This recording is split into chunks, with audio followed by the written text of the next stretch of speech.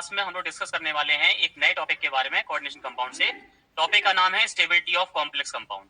तो ये इससे काफी एमसीक्यू क्वेश्चन देखे गए इस चैप्टर से। तो क्या होता है उसके बाद थोड़ा सा एक दो पॉइंट लिख लेते हैं, फिर समझते हैं टॉपिक के बारे में, ठीक है।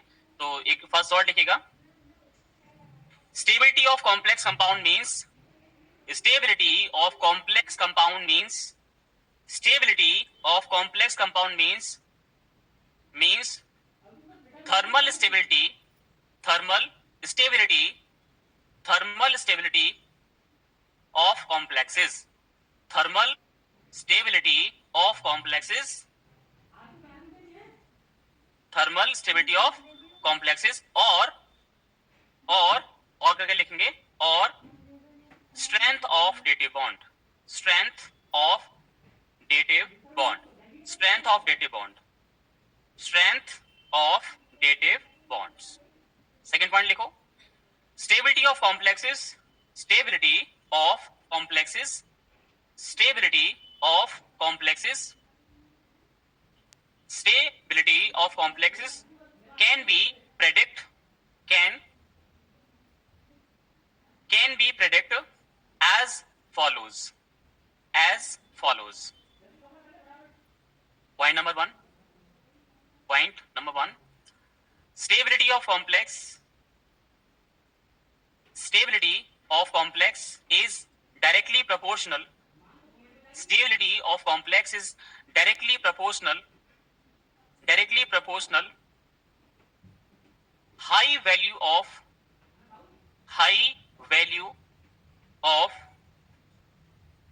formation constant in the bracket K. Formation constant in the bracket K. Now look at the board. बच्चों ध्यान दो जरा, देखो क्या है कि बेटा हमने एक दिन आपको जब सॉल्ट के बारे में पढ़ाया था तो आपको याद होगा जैसे कि एक छोटा सा सॉल्ट हम लेते हैं NaCl। अब NaCl की थर्मल स्टेबिलिटी की आप क्या ही बात करोगे, जबकि ये पता है कि अगर NaCl को अगर वाटर में डिसॉल्व किया जाता है, मतलब पानी में जब इसे डिसॉल्व करते हैं तो सभी जानते हैं कि भाई ये Na पॉजिटिव Cl नेगेटिव में ब्रेक हो जाता है, जिससे कि हमें समझ में आता है कि NaCl के अंदर सोडियम और क्लोरीन के बीच में आयनिक बॉन्ड है, आयनिक बॉन्ड। और अगर आपको याद हो जिस दिन मैंने कॉम्प्लेक्स सॉल्ट को इंट्रो करवाया था एज ए सॉल्ट, तो मैंने कहा था कि अगर हम लोग के जैसे कि कॉम्प्लेक्स सॉल्ट ले लिया है K4FeCN का होल 6, अगर ये सॉल्ट ले लेंगे तो आपको पता है कि ये सॉल्ट डबल सॉल्ट से ज्यादा स्टेबल माने जाते हैं। पता है क्यों? क्योंकि डबल सॉल्ट को पानी में डिसॉल्व करते हैं तो वो आयनिक सॉल्ट की तरह ही पानी में ब्रेक हो जाते हैं आयंस में, लेकिन ये ऐसा नहीं करता था, क्योंकि इसके बारे में हमने ये सीख लिया था कि भाई ये जो है अगर इसको पानी में डिसॉल्व करते हो इस सॉल्ट को, तो ये एक तो देता है काउंटर आयन K पॉजिटिव और दूसरा हमें देता है कॉम्प्लेक्स आयन FeCN का होल 6 और यहाँ पे 4 नेगेटिव। अब तक की इस चैप्टर में ये तो हमने सीख ही लिया है कि भाई ऐसी क्या बात है कि यहाँ पे आयरन और साइनाइड अलग अलग नहीं हुए। क्यों अलग नहीं हुए? अब अगर आपसे मैं इसकी स्ट्रक्चर इमेजिन करने के लिए कहूं तो हर एक स्टूडेंट अब इसकी स्ट्रक्चर इमेजिन कर सकता है। यहां पे ये रहा होगा कि Fe और Cn के बीच में डेटिव बॉन्ड्स बने होंगे। एम आई राइट? भाई 6 Cn ने क्या किया होगा, आयरन के साथ यहां पे डेटिव बॉन्ड बनाया होगा, कुछ इस तरह से ये डेटिव बॉन्ड बनाया होगा ये वाला। एम आई राइट? तो ये डेटिव बॉन्ड बना होगा। अब क्या हुआ कि पानी में इतनी पावर नहीं थी कि वो इस वाले बॉन्ड को ब्रेक कर पाता। अगर पानी नहीं अंदर बॉन्ड, ये वाला बॉन्ड भी ब्रेक हो जाता, जैसे कि आयनिक बॉन्ड ब्रेक हो जाता है, तो अगर ये भी बॉन्ड ब्रेक हो जाता तो Fe और Cn भी अलग अलग हो जाते NaOCl की तरह। लेकिन क्योंकि ये जो बॉन्ड जो बना रहे हैं हम लोग एरो वाला, जिसे डेटिव बॉन्ड कहते हैं, ये पानी में मात्र डिसॉल्व करने से ब्रेक नहीं हो पाता। इसका मतलब ये जो बॉन्ड है ये पावरफुल है, स्ट्रेंथफुल है, ताकतवर है। अब ये कितना स्टेबल है यही तो चेक करना है। लेकिन इसमें एक चीज सीखनी होगी कि अगर हम इसे गर्म करेंगे तो एक टाइम ऐसा भी आएगा कि ये बॉन्ड ब्रेक हो जाएगा और फिर कॉम्प्लेक्स डिस्ट्रॉय हो जाएगा, यानी कि Fe अलग हो जाएगा और Cn अलग हो जाएगा। समझ रहे ना? तो ये मतलब मेरे कहने का मतलब ये है कि पॉइंट नंबर 1 हमने ये लिखवाया कि अगर स्टेबिलिटी ऑफ कॉम्प्लेक्स अगर चल रहा है तो इसका सही मायने में जो मीन होता है वो ये होता है कि हम लोग यहां बात कर रहे हैं थर्मल स्टेबिलिटी से बात कर रहे हैं, यानी कि थर्मल स्टेबिलिटी कितनी है, थर्मल स्टेबिलिटी ऑफ कॉम्प्लेक्स। तो पहला पॉइंट हम हमेशा यही लिखवाते हैं स्टेबिलिटी ऑफ कॉम्प्लेक्स का मतलब सही मायनों में ये है कि वो कितनी हीट को वे कर सकता है, कितनी हीट सहन कर सकता है तब तक वो ब्रेक ना हो, कितनी हीट तक वो वे कर सकता है। यानी कि उनके डेटिव बॉन्ड जो होता है सीएमआई और लिगैंड के बीच में कितना ताकतवर है, कब तक ब्रेक नहीं होगा, कितना स्टेबल है, यही चीज हमें चेक करनी है। तो अब क्वेश्चन कैसे आता है एग्जाम में, एग्जाम में 2 या 3 कॉम्प्लेक्स दे रखे होते हैं, या तो उनको अरेंज करना होता है या उनमें से केवल एक पिक करना होता है, ज्यादा स्टेबल है, मोर स्टेबल है, वो पिक करना होता है। तो कैसे करते हैं समझते हैं।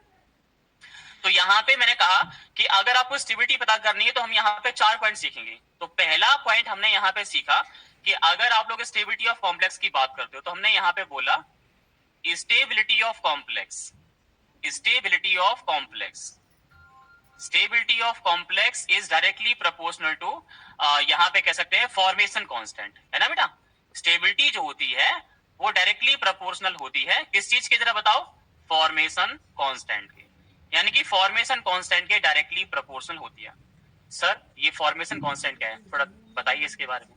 देखो फॉर एग्जांपल मुझे एक एक कॉम्प्लेक्स बनाना है, जैसे कि ये Ml6 है, Ml6, और यहाँ पे कुछ भी पॉजिटिव या नेगेटिव चार्ज रहा होगा, कुछ भी, I don't know that, Ml6 बनाना है। तो Ml6 आखिरकार कैसे ही बना होगा इसके बारे में बात करते हैं। तो आपको ये देखने पर समझ में आ रहा होगा कि इसमें मेटल के साथ 6 लिगेंड जुड़े हुए हैं, 6 जोड़ने ना मुझे।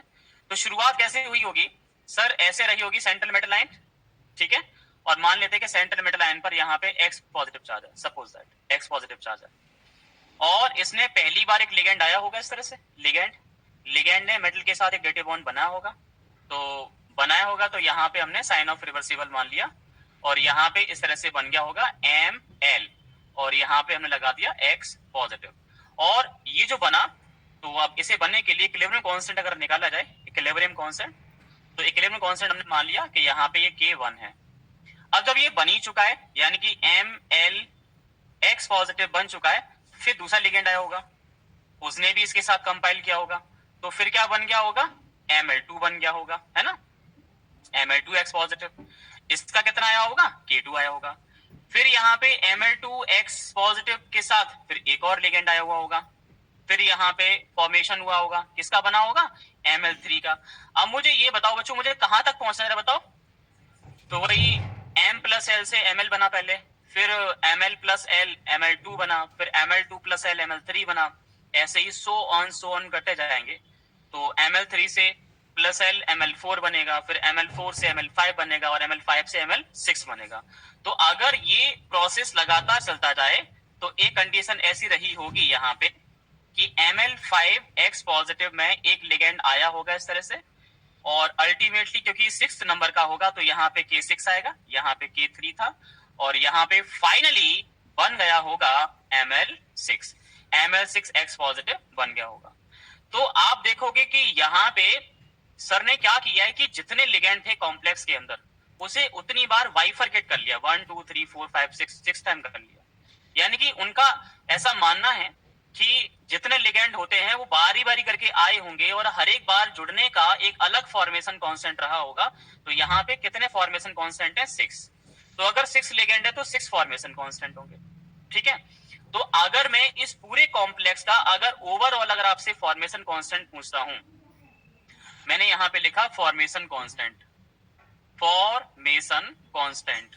तो फॉर्मेशन कांस्टेंट की अगर हम यहां बात करें, कौन से वाले की, Ml6 वाले की, तो formation constant of Ml6X positive, तो हमने अगर इसका फॉर्मेशन कांस्टेंट निकालना है बच्चों तो क्या करना पड़ेगा, यहाँ पे जितने भी स्टेप वाइज फॉर्मेशन कांस्टेंट आए थे, जैसे K1 multiply K2 multiply K3 multiply K4 multiply K5 और मल्टीप्लाई K6, यानी कि 6 अलग अलग फॉर्मेशन कांस्टेंट का मल्टीप्लाई करके तब K आएगा। मतलब इस वाले कॉम्प्लेक्स के फॉर्मेशन कांस्टेंट को अगर मैं K मानता हूं तो मुझे 6 अलग अलग फॉर्मेशन कांस्टेंट का मल्टीप्लाई करना होगा।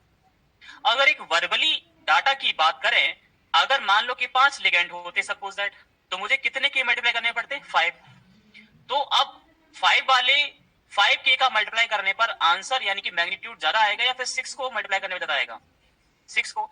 ऐसे ही आपको पता है कि हमारे सिलेबस में कितने तरह के कॉम्प्लेक्स हैं, एक तो Ml4 वाले हैं और एक Ml6 वाले हैं।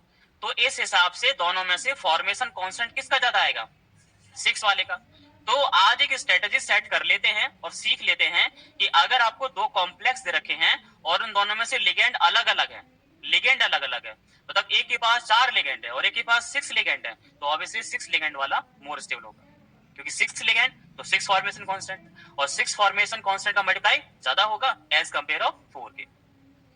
तो रूल नंबर 1 यहाँ पे ये निकल के आता है कि अगर मुझसे कुछ ऐसा कोई पूछा जाता है, यहाँ पे ऐसा कुछ पूछा गया कि एक है बेटा हमारे पास CuCl4 और यहाँ पे है 2 नेगेटिव, और एक दे रखा है हमें COCl6 और यहाँ पे दे रखा है 3 नेगेटिव। तो अब आपको क्या करना है, दोनों पेयर को ध्यान से देखो कि डिफरेंस क्या मिल रहा है, डिफरेंस क्या है उन दोनों में। तो आप डिफरेंस देखोगे, देखो मेटल CMI दोनों के अलग अलग है, चलो बात ठीक है सर, लेकिन CMI डिफरेंट तो है, बट ये भी देखो कि यहाँ पे नंबर ऑफ लिगेंड भी डिफरेंट है, यहाँ पे 4 लिगेंड है, यहाँ पे कितने 6। तो आपका मेन फोकस हो जाएगा, मेन फोकस हो जाएगा लिगेंड्स पे, कितने लिगेंड्स हैं, यहाँ 4 हैं, यहाँ पे कितने 6, तो यहाँ पे फॉर्मेशन कांस्टेंट 4 आएंगे, यहाँ पे फॉर्मेशन कांस्टेंट 6 आएंगे, तो फॉर्मेशन कांस्टेंट इसका ज्यादा होगा एज कंपेयर ऑफ दिस। तो यहाँ पे अगर मैं ये सपोज करके चलूं कि यहाँ पे 6 टाइम मल्टीप्लाई करने पर फॉर्मेशन कांस्टेंट जो आया वो के डैश आया, के डैश एफ मान लो, क्योंकि फॉर्मेशन कांस्टेंट को भी के एफ भी कह देते हैं, यहाँ पे मैं के एफ लिख देता हूँ, फॉर्मेशन कांस्टेंट के एफ, एफ का मतलब यहाँ फॉर्मेशन से, और इसका फॉर्मेशन कांस्टेंट अगर के एफ है, तो बच्चों बताओ कि इन दोनों में से फॉर्मेशन कांस्टेंट किसका जाता है, के एफ डैश का ज्यादा है, इसका मतलब ये वाला जो कॉम्प्लेक्स होगा यहाँ पे वो ज्यादा स्टेबल होगा। तो क्या आपको रूल नंबर 1 समझ में आ चुका है बच्चों?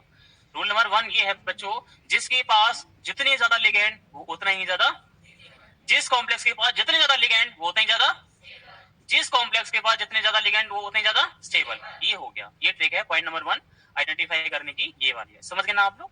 ठीक है, नोट करो जरा इसी पॉइंट के अंदर, यहां से लेकर के यहां तक लिखो, जल्दी से फटाफट जल्दी से नोट करो। ये रूल नंबर 1 है, जो बच्चे क्लास में हैं ऑनलाइन वो भी जल्दी लिखें इसे।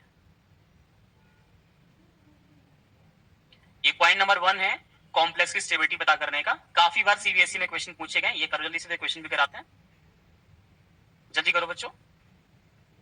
पॉइंट नंबर 2 लिखो बेटा, ये तो था हमारे पास पॉइंट नंबर 1, पॉइंट नंबर 2 लिखो बेटा, पॉइंट नंबर 2, पॉइंट नंबर 2 में आएगा स्टेबिलिटी के लिए पॉइंट नंबर 2 क्या होता है। तो पॉइंट नंबर 2 में लिखोगे बेटा, पॉइंट नंबर 2 लिखो, high charge on CMI, high charge on CMI, high charge on CMI, high charge on CMI। तो अब इसके लिए नेक्स्ट लाइन से लिखेंगे बेटा, stability of complex, stability of complex, stability of complex जो होता है ना बेटा, वो डायरेक्टली प्रोपोर्शनल होता है charge on CMI, charge on CMI, यानी कि CMI पे जितना ज्यादा चार्ज हो उतना ही हमारे लिए अच्छा है बेटा। चार्ज ऑन EMI इस तरह से मान लिया हमने Mn पॉजिटिव, यानी कि हमारे कॉम्प्लेक्स में CMI पे जितना ज्यादा चार्ज हो उतना ही ज्यादा कैसा होगा, स्टेबल। इसे एक एग्जांपल के माध्यम से समझते हैं, तो सारे बच्चे ध्यान देंगे बेटा। देखो प्यारे बच्चों, एग्जांपल लिया हमने, बहुत ही आसान होता है बेटा इस टॉपिक को करना। देखो एक कॉम्प्लेक्स कुछ ऐसे था Fe, है ना, ध्यान से समझोगे बेटा आसानी से हो जाएगा, FeH2O का होल 6 है ना बेटा, और यहाँ पे था 2 पॉजिटिव, और एक कॉम्प्लेक्स इसके ओपोनेंट में दे रखा है FeH2O का होल 6, ठीक है, और यहाँ पे 3 पॉजिटिव। तो बच्चों जब भी ध्यान दो बेटा, जब भी आपको स्टेबिलिटी कंपेयर करने के लिए आए तो मैं ये चाहूंगा कि आप रूल नंबर 1 को सबसे पहले लगाओ। रूल नंबर 1, रूल नंबर 1 में क्या देखते हैं, लिगेंड्स देखते हैं, क्या लिगेंड डिफरेंस है क्या। तो अब रूल नंबर 1 लिगेंड डिफरेंस है ना, लिगेंड कम ज्यादा होंगे तो फिर सर का रूल नंबर 1, जिसके पास जितने ज्यादा लिगेंड उतना ही ज्यादा स्टेबल। बट अगर रूल नंबर 1 यहां लगाते हैं तो क्या देखोगे कि इसके पास भी 6 लिगेंड है और इसके पास भी 6 लिगेंड है, और वो भी एक जैसे हैं। क्लियर बात है ना, तो रूल नंबर 1 फेलियर हो गया यहाँ पे, रूल नंबर 1 तो नहीं लगने वाला। अब रूल नंबर 2 देखेंगे कि अगर ये लिगेंड अगर सेम नंबर में है, इसके पास भी 6 है और इसके पास भी 6 है, तो हम देखते हैं चार्ज। अब जैसे कि यहाँ पे इस वाले कॉम्प्लेक्स में अगर मुझे आयरन का CMI का चार्ज निकालना है, तो जैसा कि आप जानते हो कि H2O तो चार्ज लेस होता है, H2O पे तो कोई चार्ज नहीं होता ना, ठीक है, तो चार्ज कंट्रीब्यूशन का 0 हो गया, तो ओवरऑल चार्ज कितना रहेगा 2+, यानी कि अगर मुझसे यहाँ पे आयरन का चार्ज पूछा जाए तो यहाँ पे Fe2+ आएगा, और इस वाले कॉम्प्लेक्स में आयरन पे जो चार्ज आएगा वो कितना आएगा, Fe3+ आएगा। तो इस रूल के अकॉर्डिंग जो ऊपर लिखा हुआ है, stability of complex is directly proportional to charge on CMI। ध्यान बताओ बेटा, किस में चार्ज ज्यादा है? Fe3 प्लस वाला चार्ज ज्यादा है कि 2 प्लस वाला ज्यादा है? 3 वाला ज्यादा है। तो इसका मतलब ये हो गया कि ये वाला कॉम्प्लेक्स जो है वो इसके कंपैरिजन में ज्यादा स्टेबल होगा। बताओ समझ में आया बेटा? आ गया ना भाई? अगर मान लो कि लिगेंड अगर सेम है तो फिर हम क्या देखेंगे तुषार? चार्ज देखेंगे। चार्ज इस पे ज्यादा होगा, वो कॉम्प्लेक्स भी उतना ही ज्यादा स्टेबल होगा। क्लियर है सभी को? ठीक है, अब पॉइंट नंबर 3 लिखेंगे। पॉइंट नंबर 3, पॉइंट नंबर 3 लिखो जरा। पॉइंट नंबर 3, पॉइंट नंबर 3 लिखेंगे। Basic strength, basic strength, basic strength of ligand, basic strength of ligand. अब नेक्स्ट लाइन से लिखेंगे, नेक्स्ट लाइन से, नेक्स्ट लाइन से, stability, stability of complex, stability of complex, stability of complex is directly proportional to strength of ligand, strength of ligands, strength of ligands।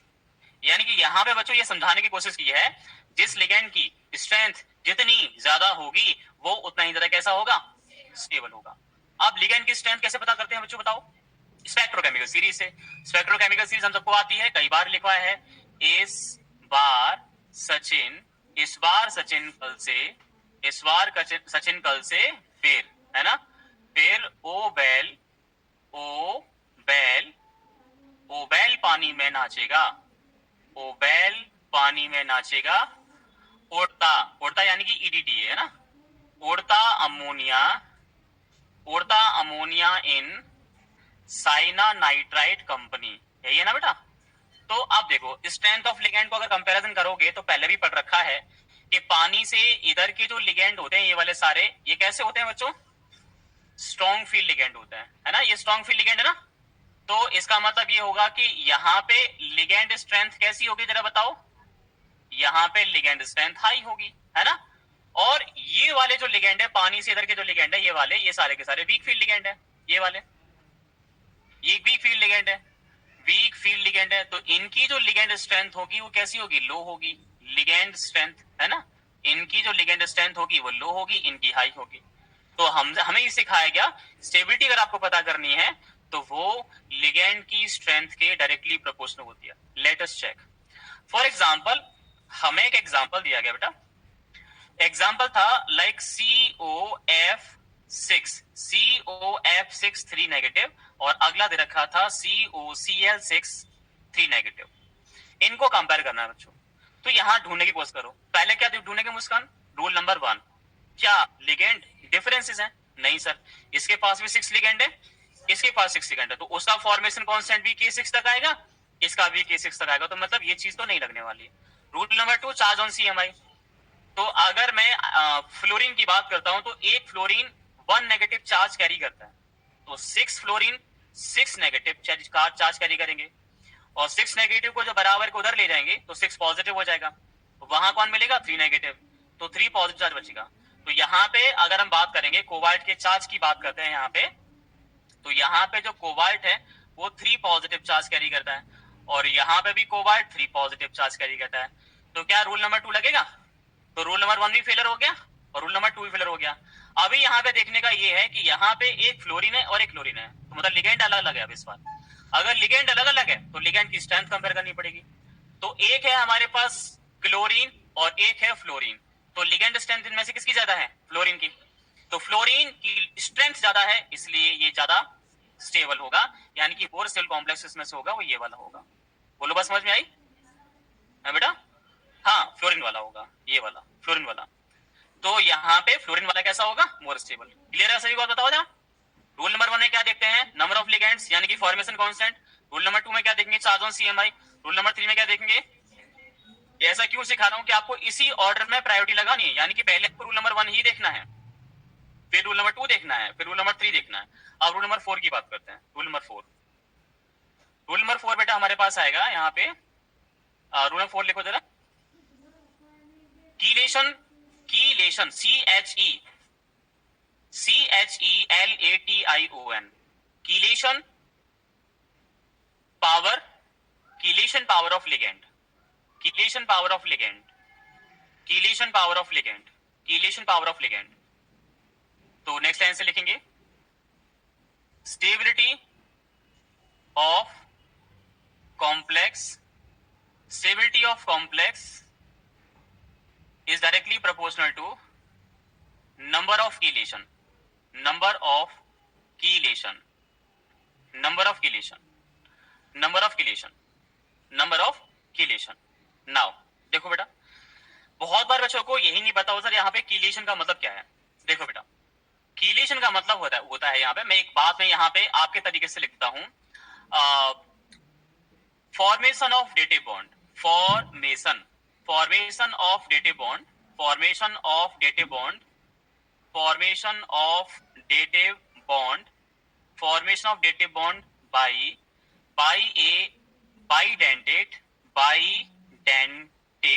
bidentate or polydentate ligand, polydentate ligand, polydentate ligand is called its chelation, is called its chelation.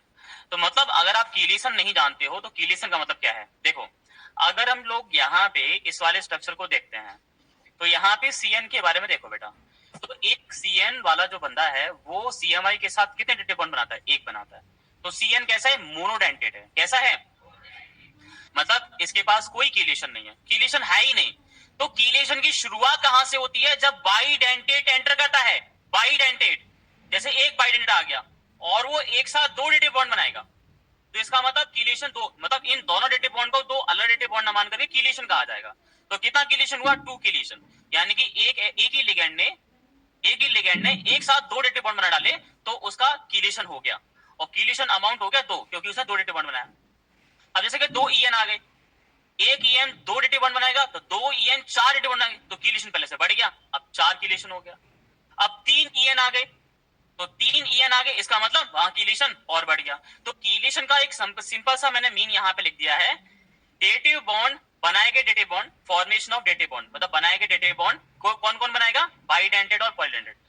तो bidentate और polydentate जितने भी dative bond बनाएंगे वे सारे के सारे dative bond क्या कहलाएंगे, कीलेशन कहलाएंगे। अब जैसे कि एग्जांपल के माध्यम से समझते हैं, हमें यहाँ पे कुछ कॉम्प्लेक्स दे रखे हैं, उनको अरेंज करना है स्टेबिलिटी ऑर्डर पे। जैसे कि फॉर एग्जांपल एक था हमारे पास CONH3 whole twice, EN whole twice, और यहाँ पे 3 पॉजिटिव।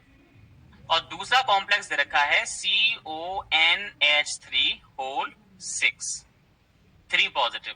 अगला कॉम्प्लेक्स दे रखा है CONH3 होल ट्वाइस, तो हो ही चुका, और यहाँ पे एक आ जाएगा हमारे पास whole thrice, EN whole thrice 3 positive. अभी 3 कॉम्प्लेक्स दे रखे हैं बेटा, अब इनको अरेंज करना है स्टेबिलिटी के बिहाफ पर, है ना। अब स्टेबिलिटी के लिए क्या देखोगे, कीलेशन देखोगे, ठीक है। तो लेट अस चेक कीलेशन। तो पहले वाले में देखो बेटा कितना कीलेशन आ रहा है, पहले वाले में NH3 कीलेशन बनाता है क्या बेटो, बताओ।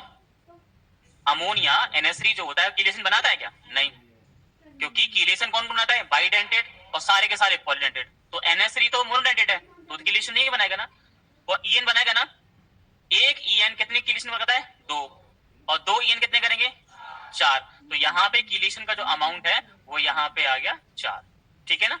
अगर मैं उससे कोई स्ट्रक्चर बनाने के लिए कहे इसकी, तो मैं इसकी स्ट्रक्चर ऐसे बनाऊंगा, इस तरह से, पहले इस तरह से ऑक्टाहेड्रल स्ट्रक्चर ले लोगे, ये वाली ऐसे ले लेते हैं, ये लेकर के यहाँ पे दिखाओगे अपना कोबाल्ट, और 2 अमोनिया आएंगे, तो अमोनिया को ऊपर और नीचे दिखा दो। ये अमोनिया आ गया हमारे पास, एक NH3 ये आ गया, NH3 यहाँ नहीं आएगा बेटा, यहाँ नहीं, लाइक एक मिनट रुको जरा, एक बॉन्ड ऐसे रहेगा, एक बॉन्ड ऐसे रहेगा, एक बॉन्ड ऐसे रहेगा, एक बॉन्ड ऐसे रहेगा, एक बॉन्ड ऐसे रहेगा, एक बॉन्ड ऐसे रहेगा, 6 बॉन्ड होते हैं। अब 6 में से अमोनिया को कहाँ दिखाएंगे, EN कहाँ दिखाएंगे, देखो जरा। जैसे कि एक EN ये आ गया, अब इस EN ने क्या किया, इस EN ने क्या किया कि यहाँ पे एक साथ जो है वो 2 डेटिव बॉन्ड बनाए, एक ये वाला और एक ये वाला, तो डेटिव बॉन्ड ये बना दिया इसने। और एक EN यहाँ आ गया, तो इस EN ने भी यहाँ पे 2 डेटा बना दिए वाले, एक ये वाले और एक ये वाले, और NH3 हमने एक ये दिखा दिया और एक ये दिखा दिया। तो कीलेशन जो हुआ है बेटा वो हुआ है 4 कीलेशन, एक ये, तो 4 कीलेशन, ये वाला 4 कीलेशन। अगर हम बात करेंगे यहाँ पे इस वाले में, इसमें कितना कीलेशन है? 0 कीलेशन, क्योंकि यहाँ पे सारे अमोनिया है, कीलेशन ही नहीं है वहां बिल्कुल भी, क्योंकि मोनोडेंटेट तो कीलेशन करता ही नहीं है। और यहाँ पे EN के होल थ्राइस की बात करो, यहाँ पे कितना कीलेशन है? 6 कीलेशन है। अगर आप इसकी स्ट्रक्चर बनाओगे तो इसकी स्ट्रक्चर कुछ ऐसी आएगी बेटा। अगर होल थ्राइस की बात करेंगे तो यहाँ पे स्ट्रक्चर कैसी आती है वो देखो जरा। यहाँ हम लोग क्या करेंगे देखो जरा, यहाँ पे जैसे हमने कोबाल्ट ले लिया और 6 डेटिव बॉन्ड बनने हैं, सभी जानते हैं 6 बनने हैं, तो 6 बनाने हैं हमें, 6 बना लेंगे सर। तो एक EN देखो यहाँ लगा लिया, ठीक है, एक EN हमने यहाँ लगा लिया और एक EN हमने यहाँ लगा लिया। तो यहाँ पे कीलेशन का जो अमाउंट है वो कितना कीलेशन है बताओ? 6 कीलेशन हुआ। तो 6 कीलेशन हुआ, इसका मतलब सबसे मोर स्टेबल कौन सा होगा? ये वाला। नंबर 2 ऊपर वाला, और सबसे कम कौन सा होगा? ये वाला। बताओ क्या सारा पॉइंट समझ में आ गया आप लोगों को? पक्का समझ में आ गया ना आप लोगों को? समझ गए ना आप लोग? पक्का ना? ठीक है, तो ये चारों पॉइंट्स में जाके एक क्वेश्चन कर लेते हैं तो आपको और अच्छे समझ में आ जाएगा। ठीक है, क्वेश्चन बनाओ जरा, क्वेश्चन लिखो जो कि PYQ है, क्वेश्चन एग्जाम में आया हुआ है, जल्दी लिखो जरा। कंसीडर the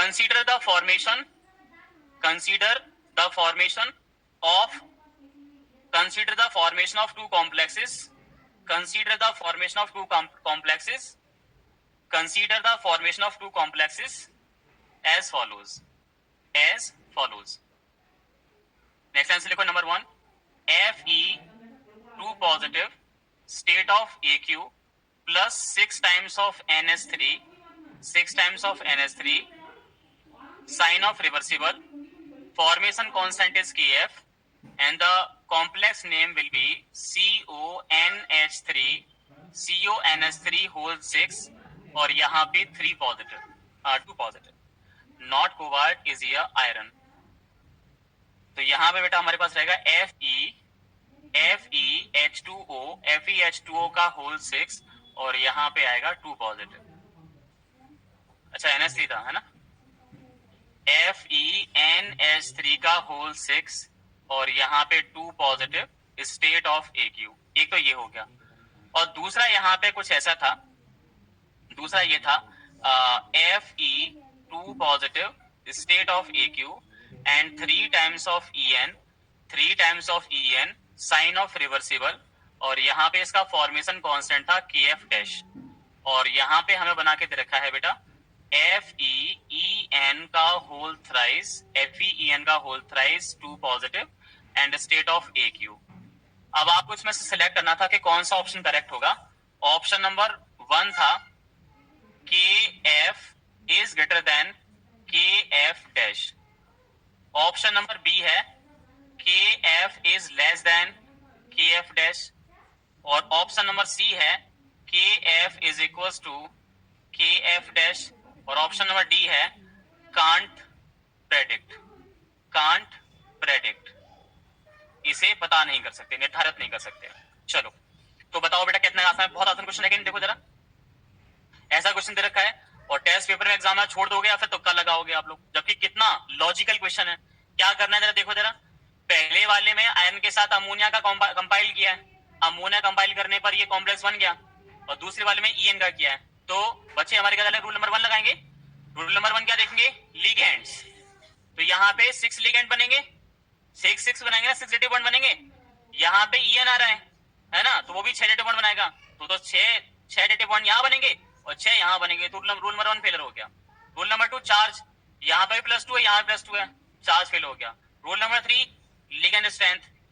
एक बच्चे ने क्वेश्चन पूछा था कि सर यहाँ पे लिगेंड स्ट्रेंथ क्यों नहीं लगा रहे हम लोग। लिगेंड स्ट्रेंथ लगाएंगे हम लोग, यहाँ पे लिगेंड स्ट्रेंथ को कंपेयर करेंगे क्या, जबकि पता है कि NH3 और EN में देखेंगे तो NH3 आगे आता है और EN जो उसके बाद भी आता है ना, तो EN वाला मोरसल होना चाहिए उसके हिसाब से।